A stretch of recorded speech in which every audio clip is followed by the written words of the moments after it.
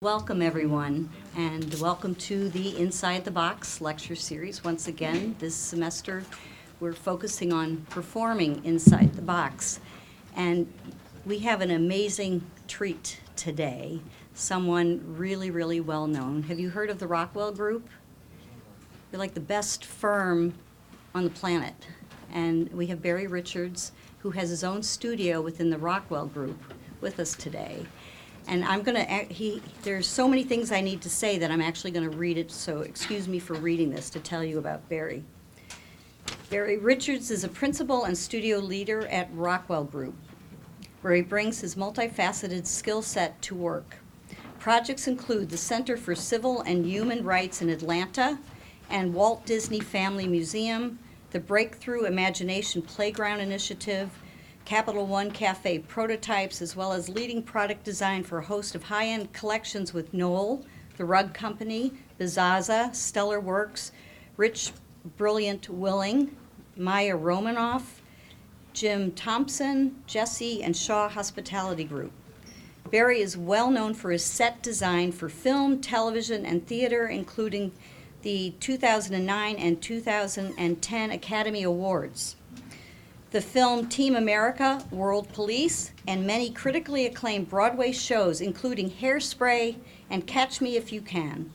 His designs for high-profile special events include those for the annual Design Industries Foundation Fighting AIDS event, and you know we participated in last year's AIDS event, and Barry and the Rockwell Group are there every year, of which Rockwell Group is a perennial contributor.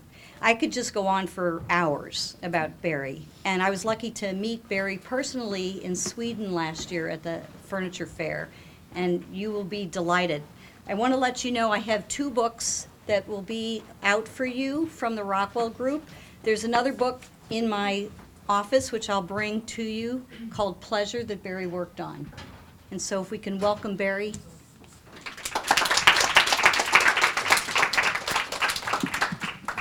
Thank you very much. I should have paid more attention to when Carol asked me, could I speak in front of her class? I said, sure, I'd speak in front of a class. I should have realized and put more attention to it. It's a lecture series, but I'm really happy to be here. My name is Barry. I'm trained as an architect, but I've done interior design, product design, theater design. I have been incredibly fortunate that I've kind of crossed over dimensions in the design world. And so today I'm just going to try and take you through some of our projects and connect you to the ideas to the final project. And so it's hopefully not just a collection of pretty pictures. We're about 35 years old. We have 6 studios, 5 here in New York City. We're on Union Square. 1 studio is in Madrid. We're about 220 people. We're a mix of interior designers and architects. Our focus is on interior architecture. We do some stand-up, ground-up buildings, but pretty much it's the interior architecture that we focus on, and hospitality probably drives our business. And so for us, it's really about paying attention to what's the trends. These are our current trends that are affecting our markets. For us, these are trends and things that are happening, changes that are happening. But for you, it's probably life. For us, it's the trends and things are different, but you live them. But it's clearly we're in a different world from when I went to school. We're more an experience economy. That's sort of the biggest change and informs a lot of what we do in terms of our work. I think in fact, I talk to students. They say, "Oh, I'm designing this experience now," so it's become a part of our vocabulary. Technology continually changes, informs everything. We have viral brands. Social reviews inform how we look at things. There's the socializer. In the exhibit world, we like to talk about there's the streaker, the scholar, and the studier. But there's now the socializer. It's sort of a user group. Wherever you can take a picture, wherever you take a selfie. There's a lot of course, now designs to kind of accommodate that and experiences to accommodate that. You can work anywhere and everywhere. Globalization. Flexibility, transformation are key to what we do now. That's really making things easy to change, easy to shift. And a lot of it's coming about because, millennials are in and boomers are on the way out. And so it's a real seismic shift in sort of the demographics of who we're designing for and who are the users, and a little bit more local. So these are kind of some of the trends that we pay attention to. But I also think a big trend is, it used to be separate markets. You designed for restaurants, you designed for hotels. That was very different from designing for the workplace. High-rise residential was another separate field. They all had different designers, different ways of working. Residential, healthcare, retail, were separate endeavors. But I think there's now a merging where everything's coming together in that sort of Venn diagram where hospitality, workplace, and high-rise residential, healthcare, retail are all converging. And the one that's infiltrating this is hospitality. People want that hospitality experience. They want a place that feels comfortable, they feel warm. I think this really comes from a place of, when we designed this, we started designing 35 years ago. David Rockwell started in working restaurants. And he talked to the chef, what was the style of service like? What was the food like? And he wanted the experience in the restaurant to resemble that and be a part of that. And so what we did back then, I think we even called them themed restaurants, is a lot of experiences, unique experiences that you couldn't have in other places. And I think that experience kind of design that you started off in these intense and immersive environments that were restaurants has expanded then to hotels, which used to be very kind of comfortable and like more staid, but now also are driven by experience. So that hospitality experience is really sort of the type of experience that people want in workplace and other markets as well. But a space needs to be more pretty. It needs to be an experience that you really want to be in. One way you can kind of find what we do now a little bit is social mining, looking up through social reviews, because you really want to do some research. You want your project to be based on ideas and reasons. And so sometimes like social reviews can give you an insight to kind of what people are like, what they're looking for, what are the needs in these spaces. And I think that comes about in sort of thinking about design differently than when I was in school. So rather than thinking about just destinations, I'm going to the ballroom, I'm going to the different spaces, the lobby, well, what are the need states in each of those? What do you need when you arrive at reception? What do you need? What are what information you need? How do you support the activity that's happening there? So rather than zoning and bubble diagramming, thinking about rituals. Rituals connect you to a space. In fact, a group of people through a group of individual rituals connect to spaces more completely as a community. I think we also think about, in the sort of whole performance idea, choreography becomes important. Not just the sequence, but what is the choreography? How do you slow down? How do you speed up? In fact, we had a choreographer help us when we did the JetBlue terminal. So think about not just the sequence of how you get from one place to another, circulation. Think about the number of people. Think about this kind of the dance that is involved in all of our movement. And we're fortunate to be in New York City, which is where the biggest dance happens all the time. We're always constantly maneuvering. There's a choreography of the street. There's a choreography of the experience that is very urban and in New York. And so I think we have there's this, instead of individual users and accommodate them, we now think of groups of people, sort of an experienced community. And you are connected through your kind of experiences or your spaces through the sort of shared experiences that you have as a community.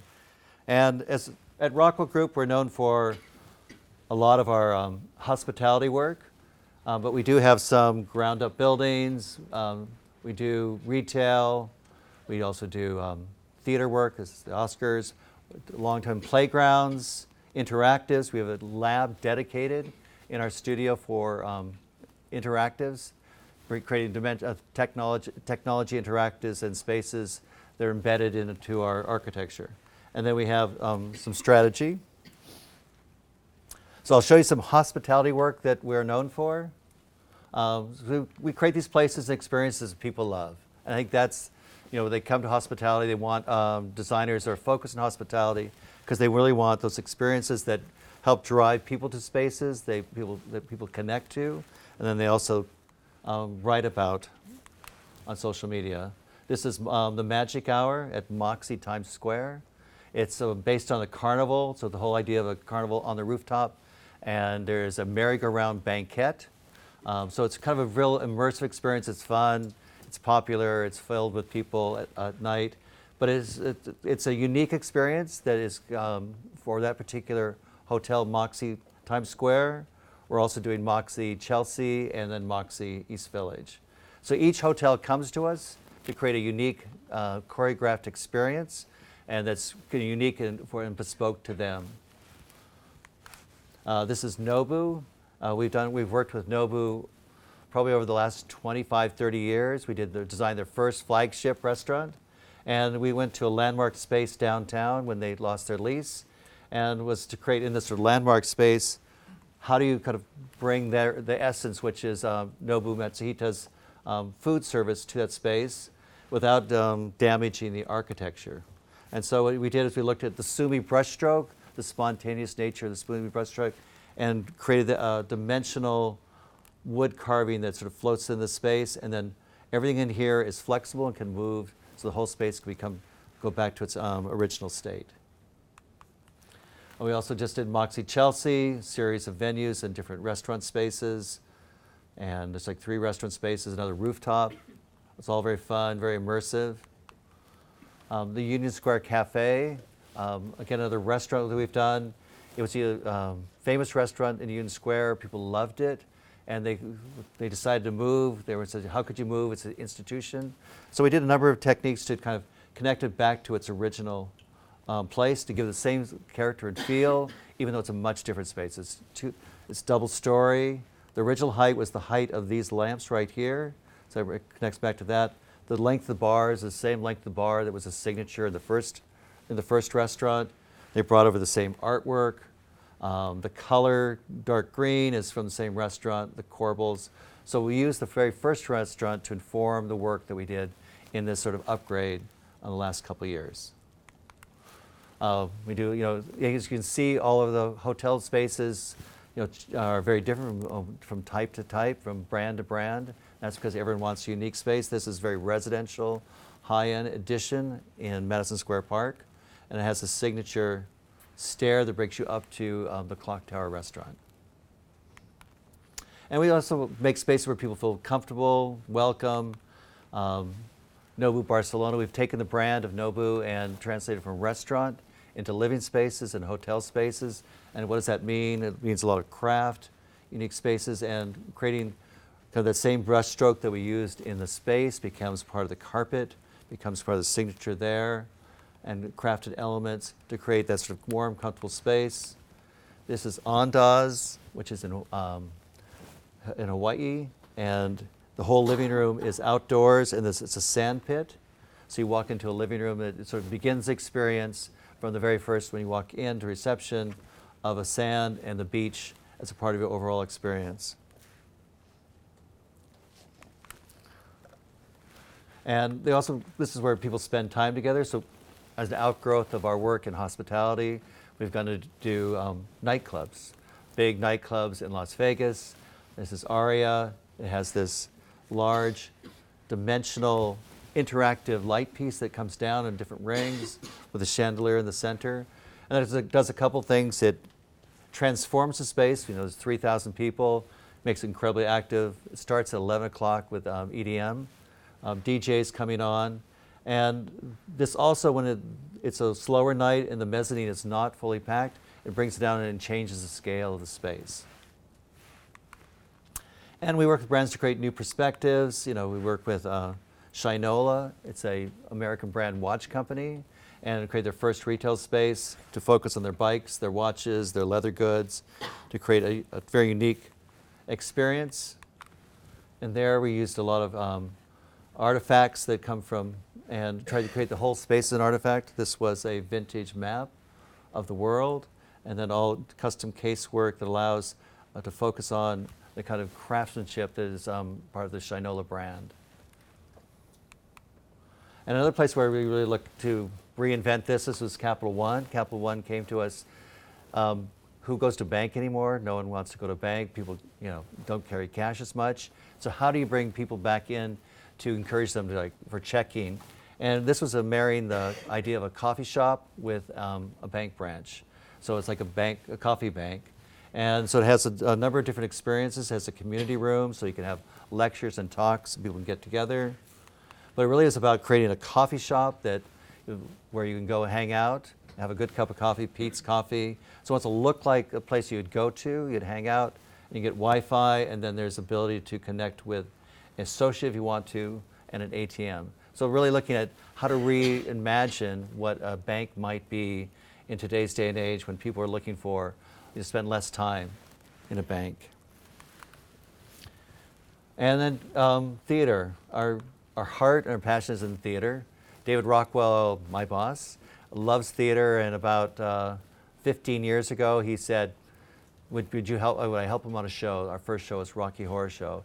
He had always gone to the theater, his good friends were in the theater, and one of them said, don't just be in the audience, you should be a part and a participant in this. So we've been doing probably a couple shows a year, maybe sometimes 3 or 4, and we've probably done over 60 shows on Broadway, tours, and nationwide.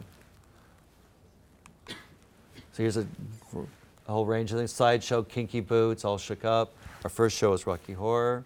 I worked on this and this show. I worked on Omni and Gatherum, Dirty Rotten Scoundrels, Hairspray. So a lot of this, and it informs what we do. It's sort of this idea of theatricality, kind of embeds the experience in a much more dramatic way. Gives a little more focus. And this is Hairspray. The first is our second big musical on Broadway. The first one was Rocky Horror. And it's really how do you bring that movie come to life? We spoke to John Waters, did a lot of research in Brooklyn and Baltimore. And the back is, I don't know if anyone remembers, a Light Bright toy.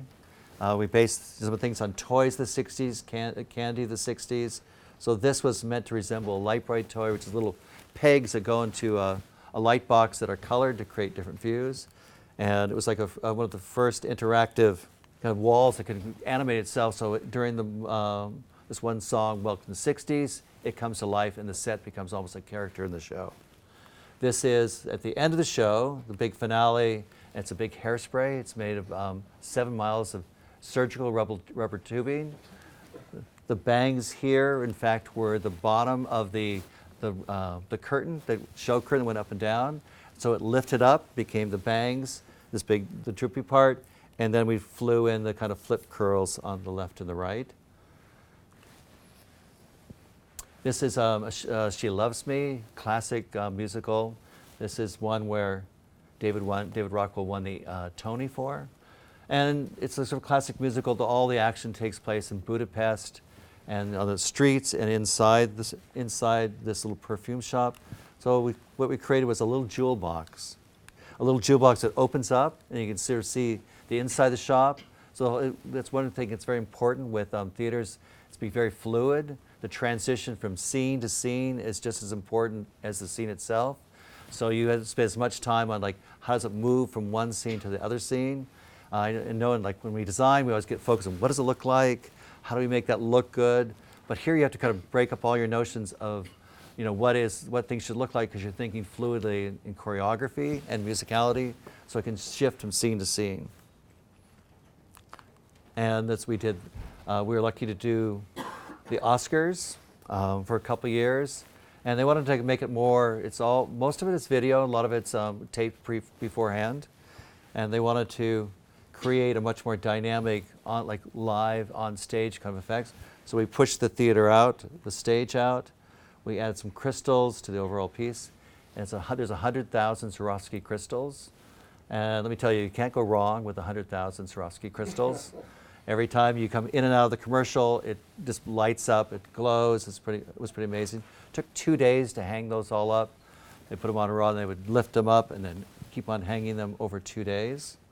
And this year we did the idea was LA glamour, classic LA glamour. Use a lot of drape, entrances, things that moved around, the bands on stage. Creating in the house too, we created custom lights that hung inside the auditorium.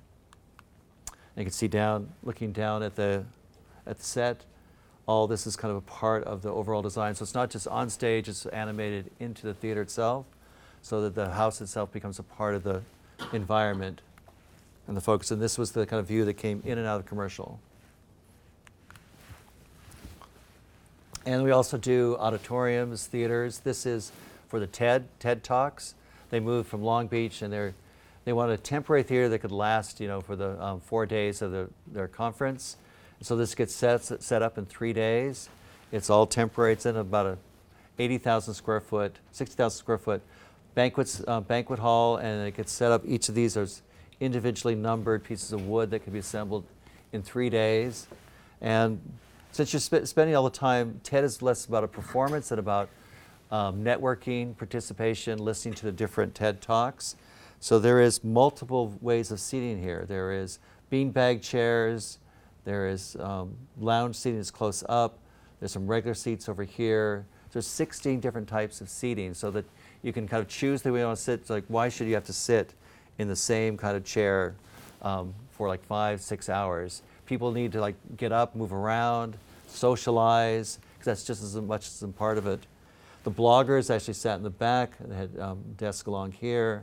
And so it's really mixed up, so it allows a different experience than a show that has the beginning to the middle to the end. And we just did the Helen Hayes, upgraded this by respecting the kind of original architecture space, but then taking from one of the earlier kind of tapestries and putting a digital print all over the walls. And this is a new project, The Shed. We worked with Diller Scofidio Renfro to create a new major public space in New York City. It's the first new major space in decades. This is a retractable cover, so it comes back into this tower here. So this space could be indoors or outdoors. These are on big wheels that are about a ton apiece. They contract. It's also a warehouse for the arts. So there's a series of spaces you can have, fashion catwalks in here. You can have musical performances. Anything that kind of happen. You can be in.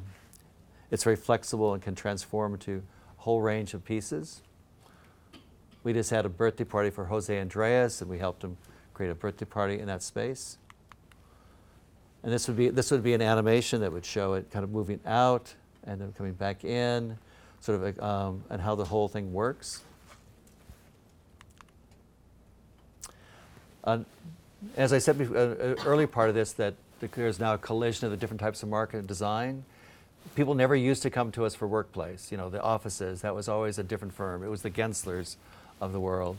And people now want that same hospitality experience in their workplace. They want to feel as warm, as comfortable as you might in a hotel lobby. And in fact, you go to an Ace Hotel or a lot of hotels that look at, and it's lobby by day and then it's club at night. So there's that ability to transform from one space to another that's really also important when you in workplace, because you're not only working individually, you're working collaboratively, you're working in teams. So one of the pieces we are designing spaces that accommodate this, a sense of affordances. We're supporting, much like we did in the theater work, we're supporting a narrative, a story, and activities in these spaces rather than just making it look good or functional. And this is Cornell Tech. It's a temporary space, so it's really about creating a flexible, the whole thing can open up or close down to create classroom spaces or workspaces. And so like the idea of transformation, much like a set, can open up or close down and become a stage and a setting for different activities and experiences. We also designed, this is a few years now, Knoll House, and they wanted to bring into the co-working space a much more social, much more food and beverage oriented, which is like classic hospitality, like hotel lounges. And we have like a little bleacher seating here that becomes both a theater, much like this place here. You can have performances. You also have food and beverage cafe right here. So the whole first floor is all lounge.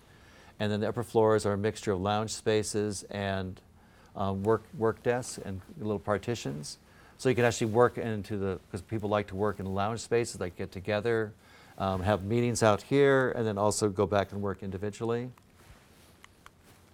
We also did one in another Knoll house in California, in Hollywood. This is the old CBS studios, so it's the same studio where Lucille Ball filmed her sitcom. And again, they're creating spaces out of the studio stage, big event spaces that can transform into multiple activities and events, lounge space, cafe space. I think what happens in workplace now, it's both centered on eating, drinking, how people get together and work, as well as technology. We also did, this is down on Union Square, just overlooking the park. And Shaw came to us, wanted to create a new showroom that was focused on their product, but also felt like a very New York space. And this did most of the work. It was an incredible view. You got to look straight in the park, a view that I never really saw before. And we wanted to create a variety of different settings, both that people can come in and work.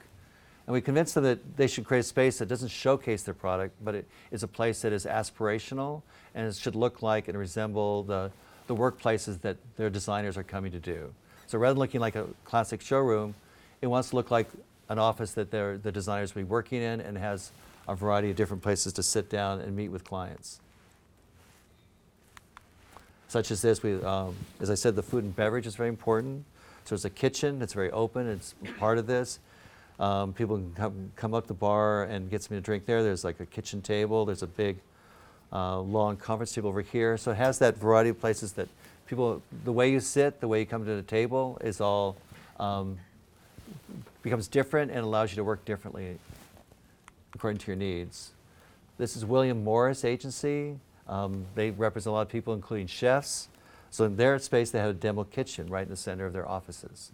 So it allows people, again, another focus, a big experience that makes you unique, ties it together, creates a series of different sort of spaces of conference rooms surrounded by mesh curtains, very raw and open with a lot of artwork they collected, very eclectic, allowing kind of a sort of eclectic expression of their brand as well. This we just finished is the Warner Music Group. It's in LA, and it's an old Ford factory that was converted. And they want to bring all 5 of their different music brands together in one space. Each of them compete with each other, each of them are antagonistic. So the idea is a performance space where people can come together and all the brands can kind of participate in one major performance space that is also a lounge and a comfortable space. So it can transform lobby by day, club at night. It can have a variety of musical performances, or just a place people hang out and work. I think because you want, as your desks are getting smaller and smaller, people need other alternate places to work and can work in different modes. We also have been fortunate, we got to work in exhibit work, as Carol mentioned. We sort of create stories, we turn those into places. This is the Walt Disney Family Museum, so we got to tell the story of the greatest storyteller of the 20th century, Walt Disney, his accomplishments, his successes, his creations over his career. And this is the end of his last 18 years of his life, where there was a profusion of everything he created. So we put it all together. There is his TV shows that were here. There's the Epcot, World's Fair, Disneyland. And so the stairway became an engine to tell the story. As you walk down the ramp, it allowed you to go see the profusion of everything. So you walked into this gallery, it was like Christmas morning. All the presents were there. You can see everything all set out and sort of see the profusion of the last 18 years of his life. And the beginning of his life, they talked about his early stories. And so each gallery was meant to resemble the period and the time.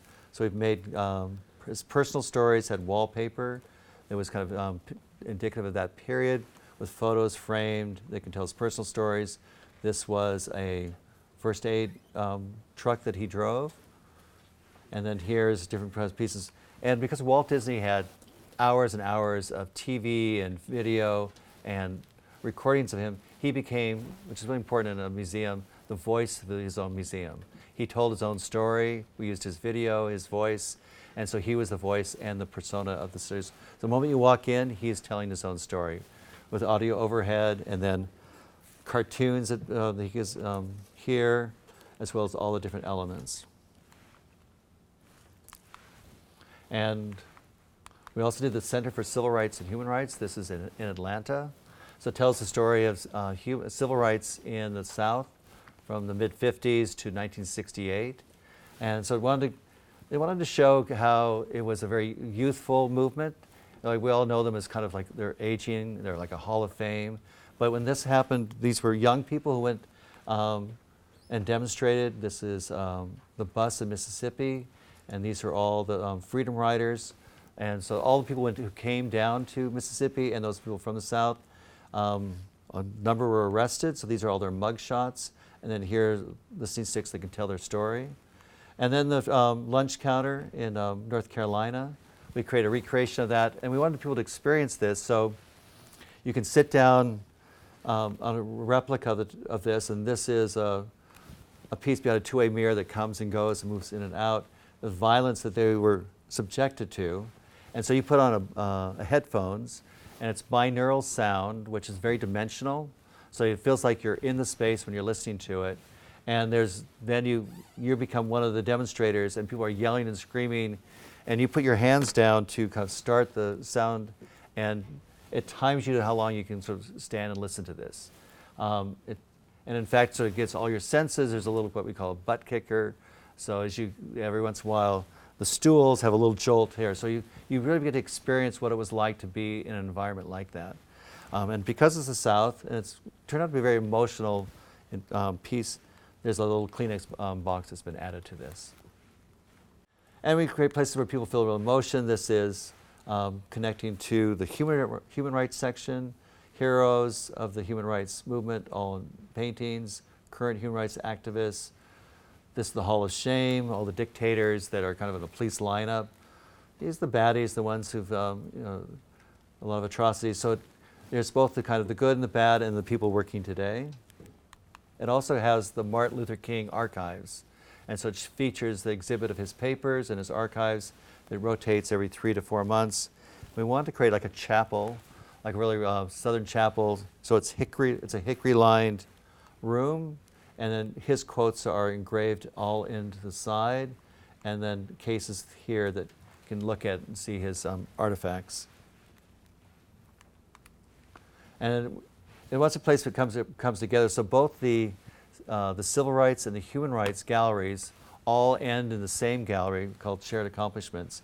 So it wants to kind of tie the two together because civil rights is really part of human rights, and the stories are tied together. So these are a series of screens, tall screens, 6 screens that have a full animation and video that is sort of swells and brings the music, because it's people. There's a lot of kind of heartbreak in the movements, but they want to show how people come together and create a community.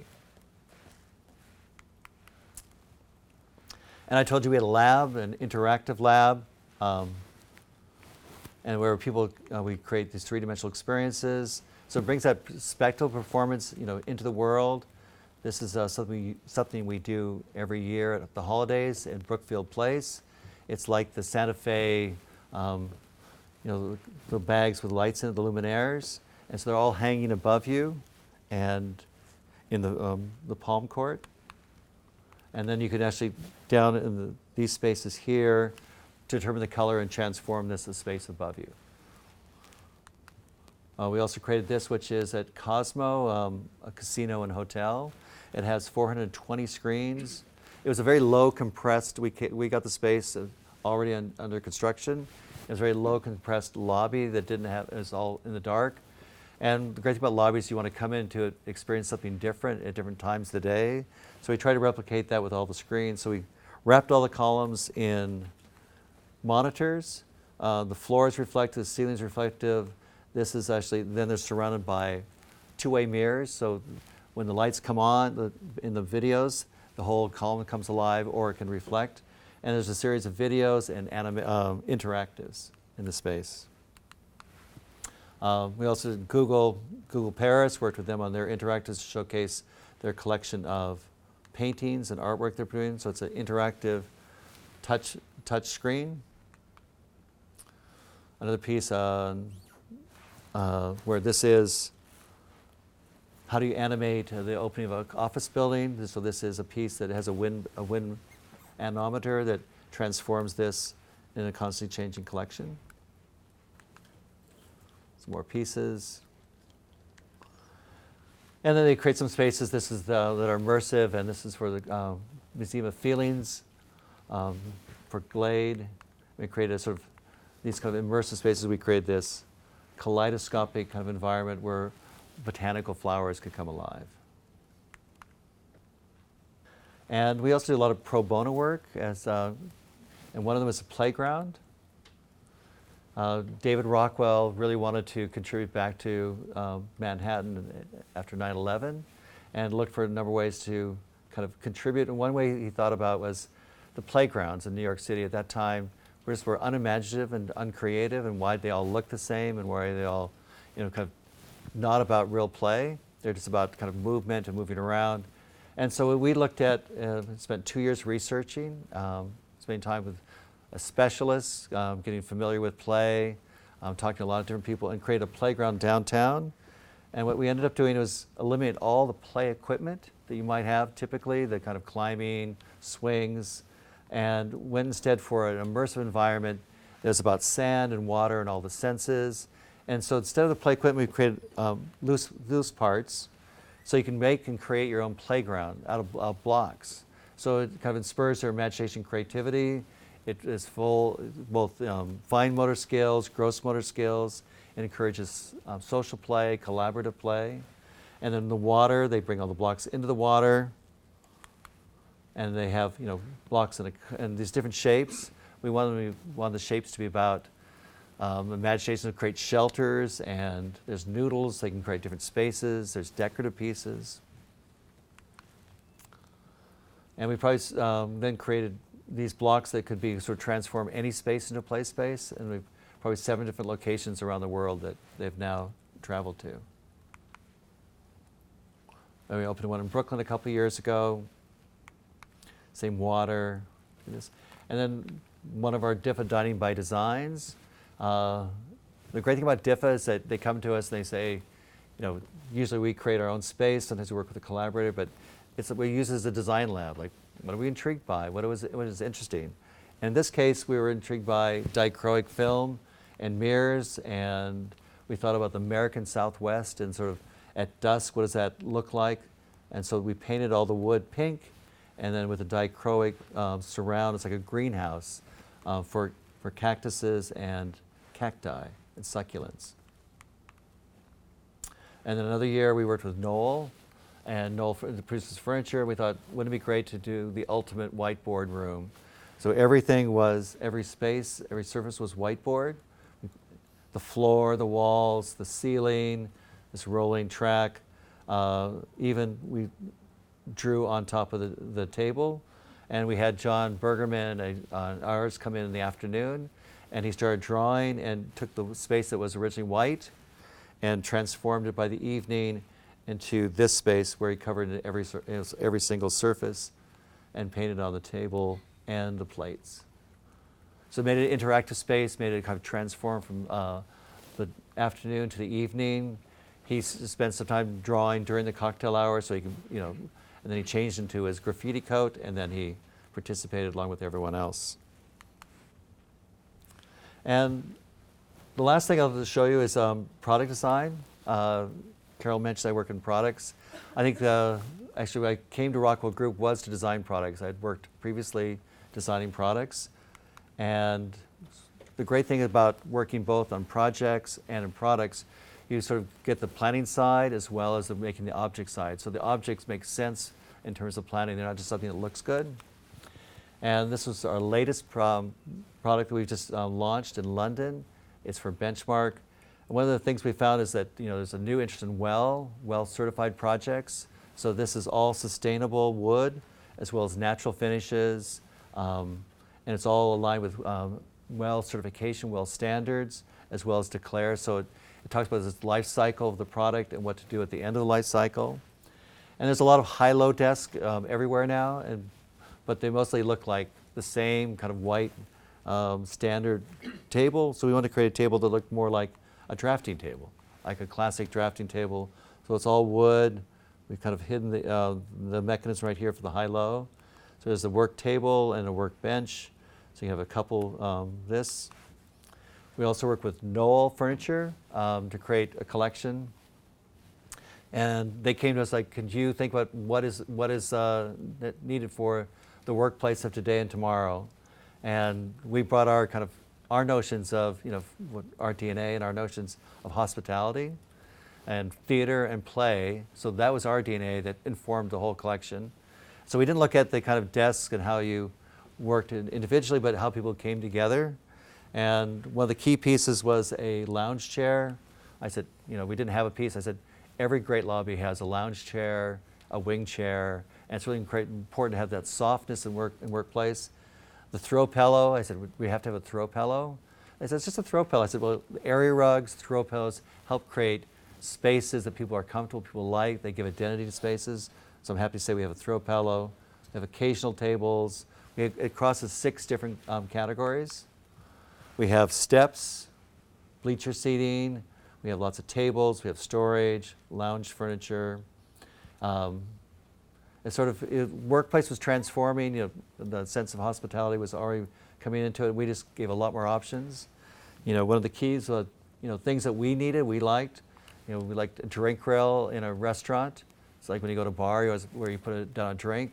You're standing, allows you to interact with more people. You can be sitting. Some people can sit in, people can stand. You're all at the same height. High top tables, we've added those. Another collection. This is with Stellarworks. We were like, what do people need for like the global nomad, the urban dweller?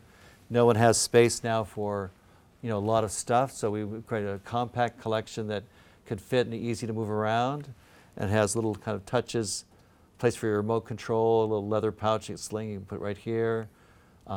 This is the sort of mixology. This is the high fidelity place to play records. Rugs, we get to work in rugs. This is a collection with the rug company. This is the high-end, kind of hand-knotted to broadloom. So we get patterns on both different collections. Concrete tile. We also work in wall coverings. This is with Maya Romanoff. And fabrics is our second collection with Jim Thompson. Hospitality-based, things that we love to have, and bringing them with natural patterns and cut velvets. And lighting, this is with Rich Billion Willing. We did a lighting collection. We've probably done 4 different lighting collections with different people. And what are people looking for? This one is called Wit. So it comes in a variety of different cubes and balls, and it can transform a space by kind of grabbing a larger area. And that's a kind of a survey of what my work is. And what it's about is like, it's not just having projects, but all of them are opportunities to explore, to sort of see what the needs are and how do you satisfy those. Because really the good challenge is not to make it look pretty, but how to kind of make it appropriate and solve problems. So I'm open for questions. Let's give applause.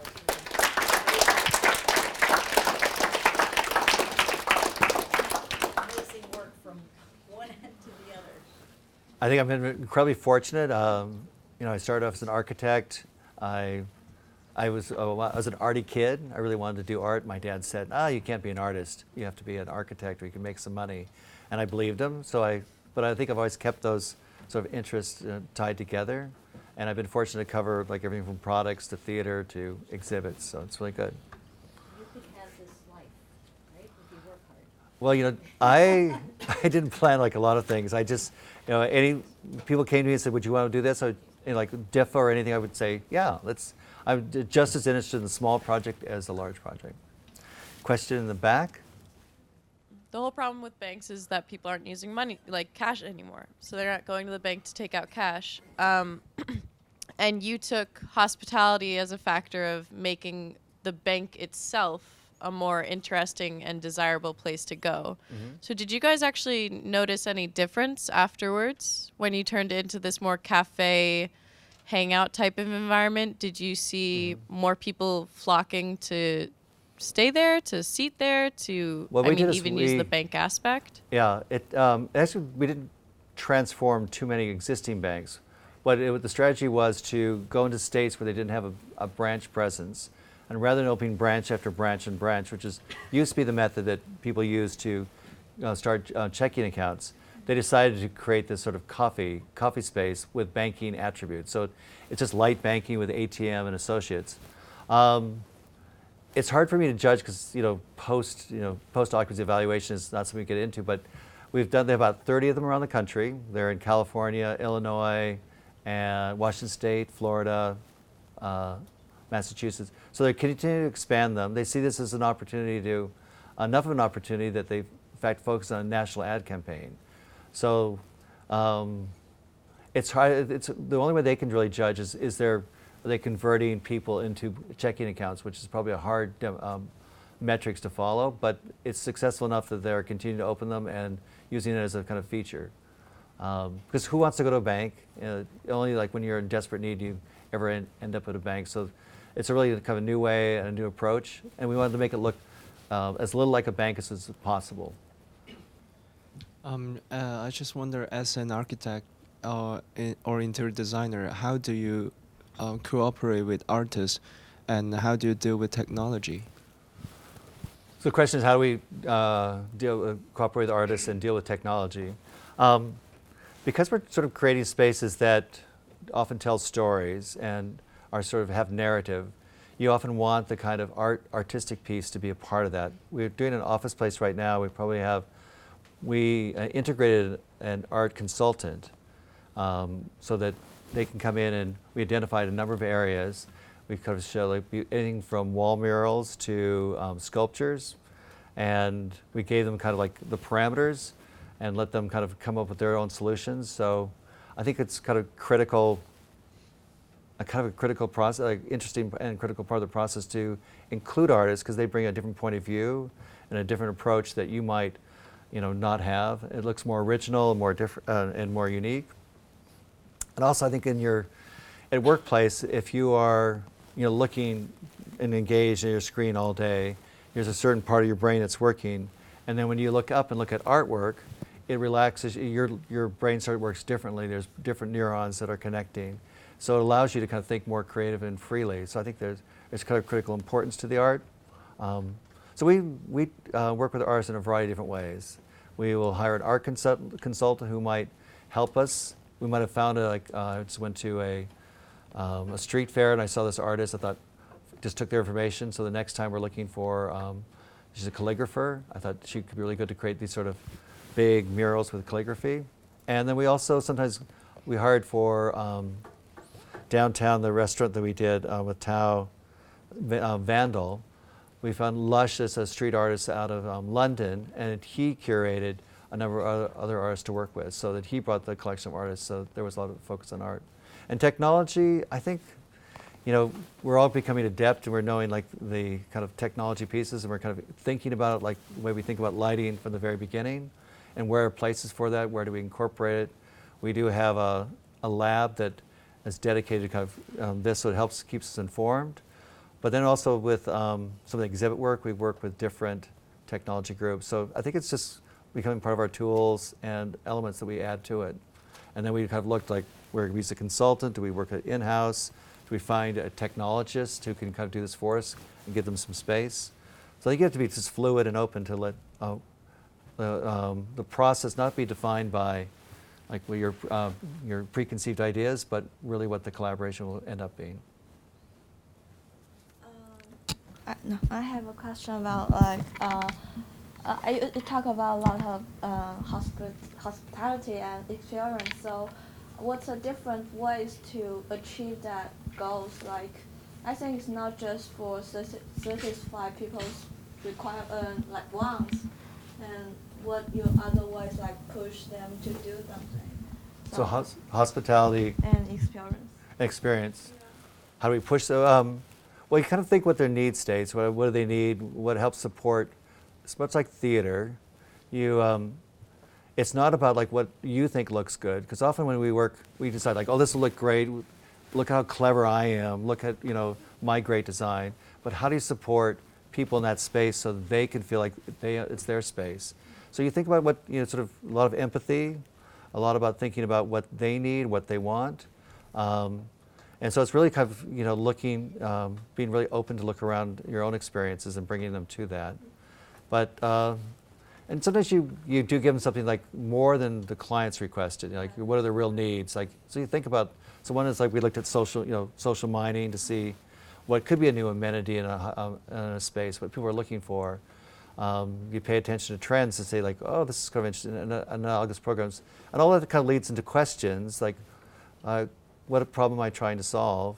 and then come up with ideas. So I think hospitality is a method to think about that immersive, fully layered, everything tactile, everything you touch experience that is conducive to sort of like creating unique experiences. I have a question. You are masters with lighting. I mean, everything is lit beautifully. And do you do it yourself? Do you have lighting consultants? We never do anything ourselves, really, but lighting consultants. We have a lot of great lighting consultants, and it is amazing when you put together a project and it's kind of coming together. The lighting consultant, when they're doing the final aim and focus, really brings the magic in a project. So lighting consultants are really key to any project. I think our success is we begin to think about the layers of light from the very beginning. It's not just, where do you sort of integrate it? Is there going to be some cove lighting that adds this? And you do think about layers. Is there a spotlight, the ambient light? What is a task light? So that there should be multiple layers. When you turn a light on, it doesn't come from all one source, but it comes from multiple sources. And that kind of theatrical layering, I learned a lot from theater, really helps with the total overall piece. And then you can work with the lighting designer because they'll have a lot more ideas. But I think we've been sort of successful in that we kind of understand either intuitively or from our experience how to integrate the lighting and think about what are the lighting elements that could from the beginning. Because sometimes I argue like I don't want that effect. I want something different, like some reflection. So I think that's the key to it. Is like what are the different layers, establishing it, where are the lights coming from, cove lighting, up lighting, task lighting, decorative light. And the decorative lights generally are the things that people look at and see as the element that thinks it gives light, but it really comes from all the other sources in the space. Well, it's always magical. Yeah, well, I think it's actually some of the best parts of working in a project is the lighting. Yeah. All right, why don't we do one more question? Aha. Yes. Do you think in your design the pragmatism approach is bigger than the aesthetic approach, or the opposite? I think they're intertwined. It's really hard to separate them. I think if it's totally aesthetic, then it's just what it looks like, and I'm not so interested in that. I'm more interested in like, can it solve a problem? Can it help a brand do something? Can it help people feel better about what they do? Can it does it solve wellness? So I think it's always the practical and the aesthetic intertwined, and how to make it look, solve some of those practical problems. But it's not one's not dominant. Even the places that appear really practical always have a lot of kind of design elements that could help with that. But I think our work, because it's immersive, has a lot of unique experiences, tends to look more about the aesthetics. But my fortune is I work on a lot of projects that are from exhibits to theater, and I really have to kind of think about what is the story in a narrative I'm talking in the theater I'm trying to support. In the playground, how do I support children so they're creative and they're imaginative? And so it's not about what it looks like, but truly how they can play and they live. Yeah. One more question. What's the next show we should all get tickets to? What's the next show? What do we have? We have Tootsie. I have to say, Tootsie's a musical, and if you like musicals, it's great. But I think they tend to be a little formulaic. What do we? I think I would. For me, I like to go theater, go off Broadway. I check everything out rather than trying to focus on. Even though we do the Broadway stuff, I think the interesting, looking at artists that are different from yourself, looking at theater work that is a little different than your own, is probably perhaps more important than going to the next Broadway show. All right. But don't tell him I said that. And don't tell David I said that. Well, maybe everyone should get tickets to Something in the Shed. Yeah. All right. Well, thank you so much. Thank you.